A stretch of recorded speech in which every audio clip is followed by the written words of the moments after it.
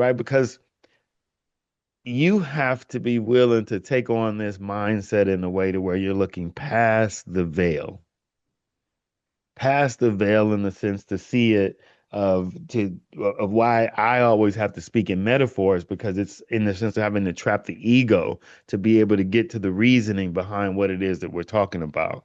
So there's a playground. God has created this playground. You get to create the play. So if you decide to play rough and you're scruffing your knees and so on and so forth, you've made that decision. You've made that choice. But God has still created the playground, still made the concrete and so on and so forth. And so but my point is that we've been blessed with the playground. We've been blessed with even the rules of play. Now we get to make the decision on how we're gonna be on that playground. Again, coming back to the point that this is all about veil removal. I saw this thing that I thought was interesting because it's something I sort of teach students in the sense that for me, this is this learning ground. We've come here to learn how to be closer to God, if you will, to be stripping of said ego. Everything we're going through in this existence or in this plane is having us really kind of look at who we are being, what choices that we are making. And if we stay humble, then we can wind up being these very beautiful people. But if we wind up becoming puffed up and so on and so forth, we wind up becoming demonic and so on and so. But I'll say where my agreement with the Bible is that we all come here as imperfect.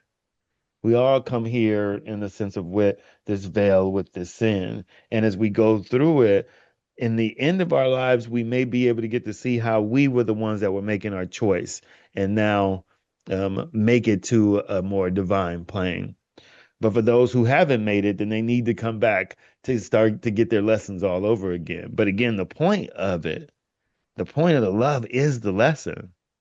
It's once I'm finally humble, which it literally feels like a real death to have to surrender to what it is that you thought you knew, right? This is some of the hardest work for a human being to do, to where the majority of folks I see are all puffed up. Not to poke fun, but because I always forget his name because we only talked that one time or that time back. But um, the friend that had Andre, come, Andre, yeah, Andre. right, Mhm. Andre, three-piece suit, cufflinks, suitcase of Bibles. He rolled in to tell me what was what, ready to be, prove that he was right in that sense. And of course, right, like and this is what's so beautiful to me about it, is like God gives us ourselves. And so he was like, you know what, let me bring you to you.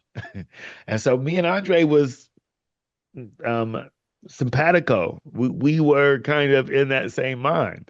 And it was that moment I was like, this brother came with his suitcase of Bibles and blah blah blah. And then it hit me like my coffee table was full of books. Right. I had all my books out and whatever, like ready to point out. But I was like, look at you with your swords. And so being able to see that, oh, you know what? I needed to humble myself. I needed to sit down and actually be curious about what it was I asked for within the discussions and so on and so forth.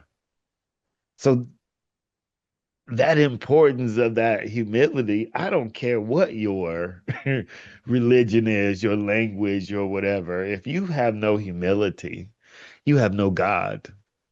You're all veil.